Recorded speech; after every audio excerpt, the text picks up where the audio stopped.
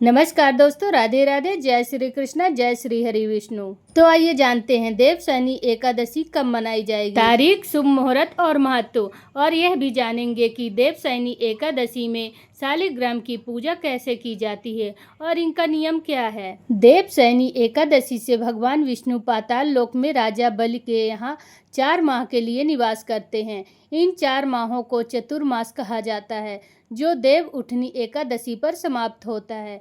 देवशयनी एकादशी 6 जुलाई 2025 को मनाई जा रही है।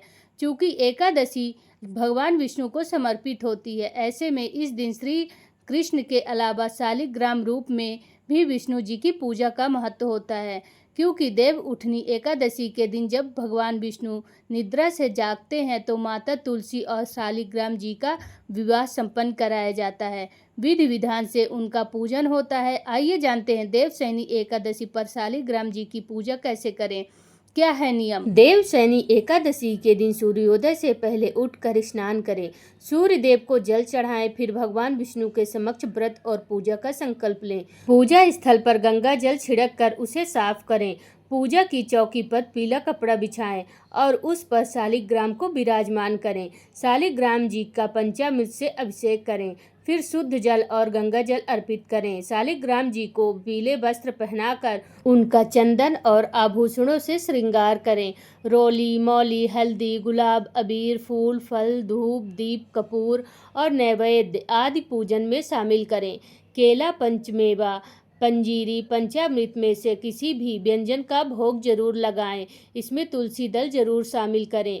ओम नमो नारायणाय मंत्र का जाप करें। देवशयनी एकादशी कथा पढ़ें और आरती के बाद पूजा में हुई गलतियों के लिए क्षमा याचना करें। इस दिन ब्राह्मण और जरूरतमंदों को दान जरूर दें। अगले दिन व्रत का पारण करें। इन नियमों का ध्यान रखें। शालिग्राम महाराज पर कभी भी अक्षत नहीं चढ़ाने चाहिए, शास्त्रों में इनकी मनाही है। लेकिन अगर आप ऐसा कर रहे हैं तो चावल को हल्दी से पीला रंग से रंगने के बाद ही अर्पित करें।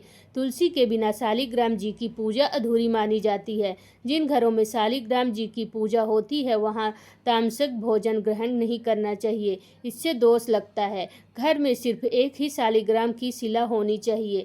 एकादशी पर शालिग्राम जी की पूजा का लाभ, मनुष्य के सारे रोग और संताप नष्ट हो जाते हैं और वे सुख समृद्धि प्राप्त करते हैं। घर परिवार में अशांति और कलह दूर होती है। कहते हैं जहाँ भगवान शालिग्राम जी की पूजा होती है वहाँ श्री हरि विष्णु जी के साथ साथ महालक्ष्मी भी निवास करती हैं। तो आइए जानते हैं देवशयनी एकादशी का शुभ मुहूर्त, महत्व और दिन। देवशयनी एकादशी को आषाढ़ी एकादशी, पद्मा एकादशी और हरिशयनी एकादशी के नाम से भी जाना जाता है। इस बार देवशयनी एकादशी का व्रत 6 जुलाई 2025 दिन रविवार को रखा जाएगा।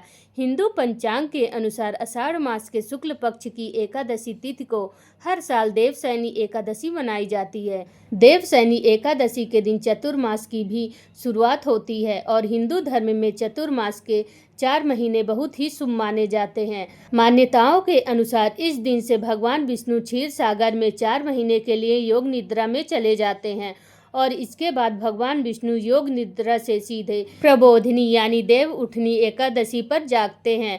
साथ ही इस दिन से सभी मांगलिक और शुभ कार्यों पर भी रोक लग जाते हैं। देवशयनी एकादशी क्यों मनाई जाती है? देवशयनी एकादशी वैष्णव और भगवान विष्णु के भक्तों के लिए बहुत धार्मिक महत्व रखती है। यह प्रसिद्ध जगन्नाथ रथ यात्रा के ठीक बाद मनाई जाती है और चातुर्मास की शुरुआत होती है। चतुर्मास आध्यात्मिक चिंतन, भक्ति और ध्यान लगाने का समय माना जाता है। इस दिन सभी भक्त एकादशी व्रत उपवास रखते हैं, भगवान विष्णु की पूजा करते हैं और विष्णु सहस्त्र नाम का जाप करते हैं। यह दिन भगवान विष्णु की योग निद्रा के दौरान उनके संरक्षण में अपने मन और आत्मा को समर्पित करने का प्रतीक होता है। देवशयनी एकादशी का शुभ मुहूर्त। देवशयनी एकादशी की तिथि 5 जुलाई को शाम 6:58 पर शुरू होगी और तिथि का समापन 6 जुलाई को रात 9:14 पर होगा। देवशयनी एकादशी के व्रत का पारण 7 जुलाई को सुबह 5:29 से लेकर 8:16 तक रहेगा। देवशयनी एकादशी की पूजा विधि। इस दिन रात को विशेष विधि विधान से भगवान विष्णु की पूजा करें, फिर उन्हें पीली वस्तुएं विशेषकर पीला कपड़ा अर्पित करें। उनके बाद मंत्रों का जाप करें और आरती करें। देवशयनी एकादशी पर मिलेंगे वरदान। सामूहिक पापों और समस्याओं का नाश होता है, साथ ही व्यक्ति का मन भी शुद्ध होता है, दुर्घटनाओं के योग भी टल जाते हैं। इस एकादशी के बाद से शरीर और मन को नया किया जा सकता है। क्या सच में भगवान सो जाते हैं? इस समय में सूर्य, चंद्रमा और प्रकृति की ऊर्जा कम होती है, जिसे देव शयन कहा जाता है। इस दौरान तेज तत्व या शुभ शक्तियों का प्रभाव कमजोर होने से कार्यों में बाधाएं आ जाती हैं और परिणाम शुभ नहीं होते हैं। देवशयनी एकादशी का महत्व। इस दिन से भगवान विष्णु क्षीर सागर में तथा भागवत पुराण के हिसाब से पाताल लोक में शयन करते हैं और फिर प्रबोधिनी एकादशी यानी कार्तिक शुक्ल एकादशी को जागते हैं। इन 4 महीनों को देवताओं का विश्राम काल कहा जाता है। इस दौरान मांगलिक कार्य अर्थात विवाह, गृह प्रवेश, यज्ञ, हवन आदि मांगलिक कार्य वर्जित होते हैं।